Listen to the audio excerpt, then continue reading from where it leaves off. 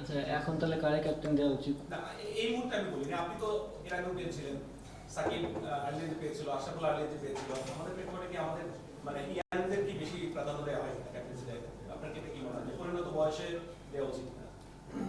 দেখেন, আগের অ্যান্সার আমি দিতে পারবো না, বাট আমার মনে হয় এখন যে টিম আছে, যদি আমি এখনকার টিম কাউন্ট করি, তা আমি মনে হয় most senior as a T20, তাই ইয়াং তো আমি না।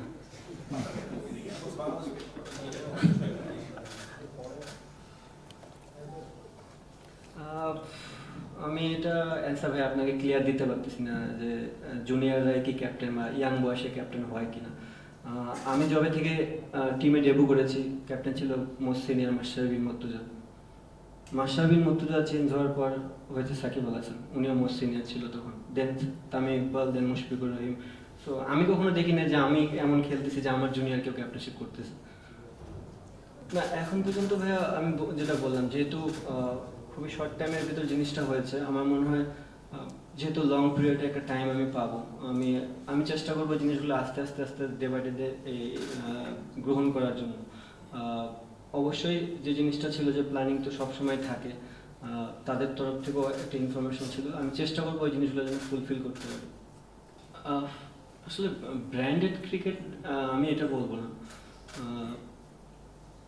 আমি যেভাবে চিন্তা করি, যদি আমি সেই অ্যান্সারটা দিই আপনাদের, তাহলে হবে কোনো কোনো গেমে 180-200 চেস করতে হতে পারে, কোনো কোনো গেমে 140-145 চেস করতে হতে পারে।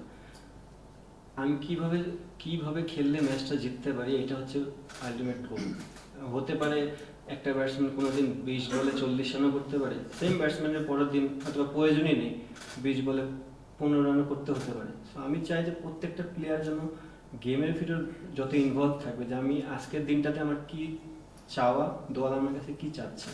আমার যদি প্রত্যেকটা প্লেয়ার এই জিনিসটা বুঝে যে আমার কাছ থেকে দল আজকে এই জিনিসটা চাচ্ছে, আমার মনে হয় তাহলে আমাদের টিম রেজাল্টটা বেশি হবে, রাদার দেন আমি চিন্তা করতেছি যে আমাদের এই ব্র্যান্ডেড অফ ক্রিকেট খেলতে হবে।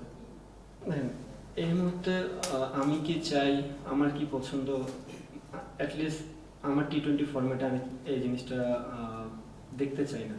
সো আমি চাই যে টিম যেখানে যাকে বলবে সে যেন সেখানে খেলতে প্রস্তুত হয়।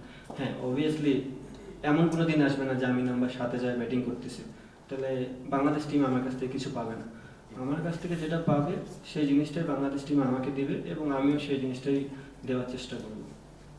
একটা সময় ছিল যে বাংলাদেশ টপে ছিল, রাইট? এখন আবার একটু ব্যাকফুটে আসছে। ওয়ার্ল্ড ক্রিকেটে এমন অনেক টিম ছিল যে একটা টিম যখন গোছানো থাকে টপে যায়, টিম যখন একটু অনেকগুলো প্লেয়ার সরে যায় তখন টিমটা একটু ব্যাকফুটে থাকে। আমার মনে হয় বাংলাদেশ টিম ওই জায়গাটায় আছে। কয়েকটা সিরিজ খেললে এই প্লেয়ারগুলো যখন কন্টিনিউ বেসিসে খেলবে, আবার ডে বাই ডে উপরে যাবে। জিনিসটা এমন না যে আমরা খালি ব্যাকফুটে যেতে থাকবো, আমাদেরও এখন দেওয়ার সময়। আমার মনে হয় এখনই রাইট টাইম যেগুলো প্লেয়ার আছে তাদেরকে স্টেপ আপ করার এবং দেশে কিছু দেওয়ার।